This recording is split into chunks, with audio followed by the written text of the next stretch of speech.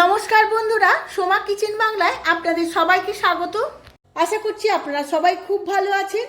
অন্য দিনের মতো আজও একটি দারুণ রেসিপি নিয়ে চলে এসেছি, চিংড়ি পটলের কারি। খুবই সাধারণ একটি রেসিপি, কিন্তু খেতে দুর্দান্ত। দুপুরের ভাতের পাতে বলুন আর রাতের রুটিতে একদম জমে যাবে।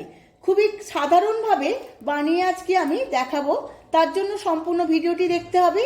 আমার চ্যানেলের নতুন বন্ধুদের কাছে অনুরোধ, আমার চ্যানেলটিকে সাবস্ক্রাইব করার জন্য, আর ফেসবুক বন্ধুদের কাছে অনুরোধ পেজটিকে ফলো করার জন্য।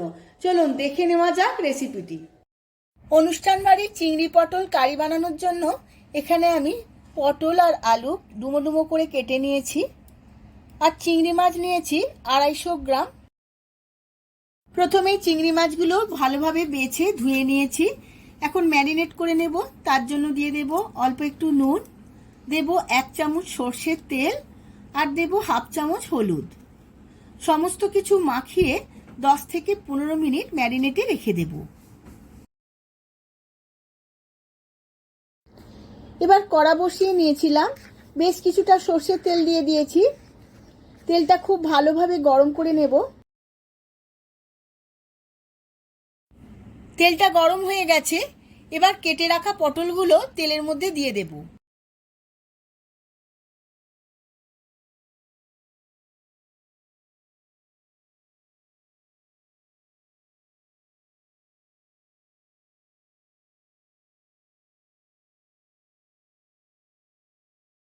পটলগুলো লাল লাল করে ভেজে নেব।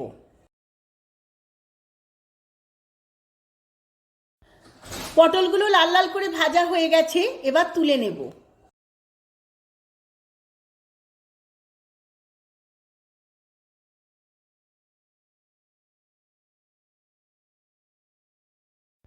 ওই একই তেলে আলুগুলোও ভেজে নেব। অল্প একটু নুন দিয়ে দেব, আর 1/2 চামচের মতো হলুদ দিয়ে দেব।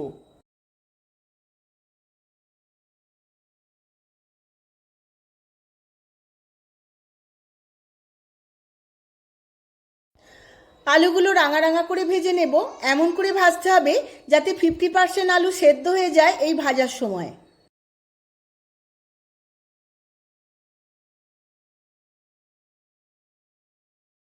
আলুগুলো খুব সুন্দর রাঙা রাঙা করে ভাজা হয়ে গেছে, এবার তুলে নেব।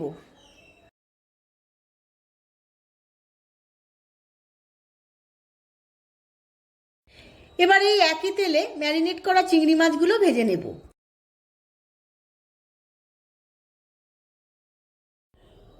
চিংড়ি মাছগুলো এইভাবে 2 মিনিটের মতো নাড়াচাড়া করে নেব। বেশি ভাজবো না, বেশি ভাজলে স্টিফ হয়ে যাবে, তাই অল্প সময়ই ভাজবো। চিংড়ি মাছগুলো ভাজা হয়ে গেছে, এবার তুলে নেব।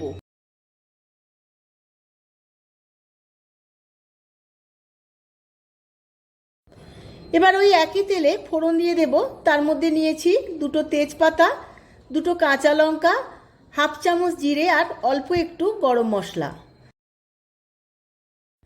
ফোড়নটা খুব ভালো করে ভাজা হয়ে গেছে, এবার এর মধ্যে দিয়ে দেব কুচনো পেঁয়াজ।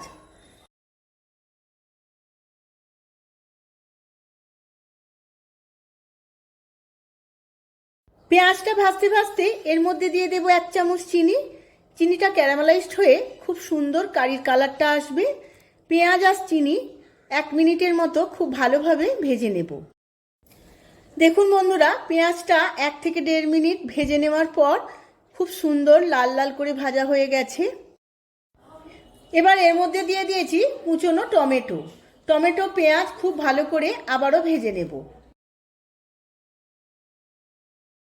টমেটো পেঁয়াজ ভাজতে ভাজতে দিয়ে দেব স্বাদ মতো নুন।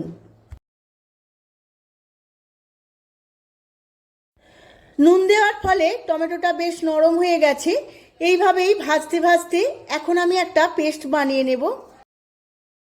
পেস্ট বানানোর জন্য একটা বাটি নিয়েছি, তার মধ্যে দিয়ে দেব 1 চামচ হলুদ গুঁড়ো, 1 চামচ ধনের গুঁড়ো, 1 চামচ জিরের গুঁড়ো, 1 চামচ কাশ্মীরি লঙ্কার গুঁড়ো, আর দেব 1 চামচ লঙ্কার গুঁড়ো। অল্প একটু জল দিয়ে একটা পেস্ট বানিয়ে নেব।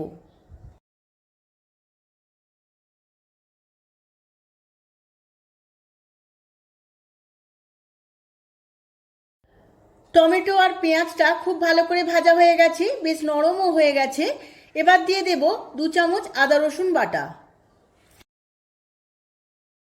আদা রসুন বাটাও আমি টমেটো পেঁয়াজের সাথে খুব ভালোভাবে ভেজে নেব।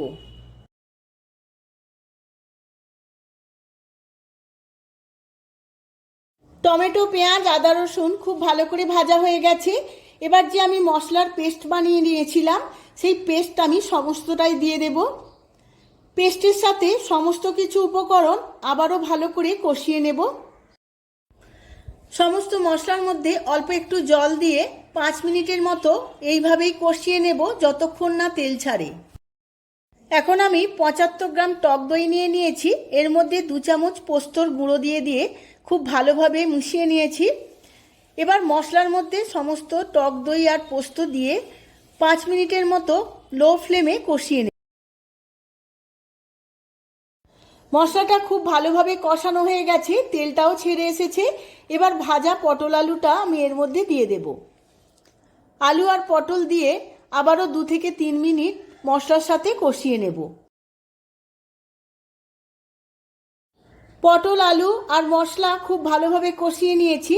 এবার অল্প একটু নুন দিয়ে দেব, কেন আগে আমি নুন দিয়েছিলাম, তাও অল্প একটু লাগবে, তাই অল্প একটু নুন দিয়েছি। নুনের সাথেও সমস্ত কিছু আবারও ভালোভাবে কষিয়ে নেব। এবার এর মধ্যে দিয়ে দেব নারকেলের দুধ। নারকেলের দুধ দিয়েও আবারও ভালোভাবে মিশিয়ে নেব।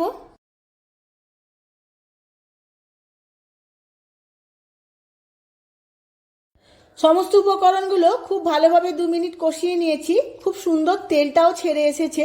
এবার দিয়ে দেব গরম জল। গরম জল দিয়ে সমস্ত উপকরণগুলো আবারও একবার ভালোভাবে নেড়ে নেব। এবার চাপা দিয়ে 5 মিনিটের মতো সেদ্ধ হতে দেব।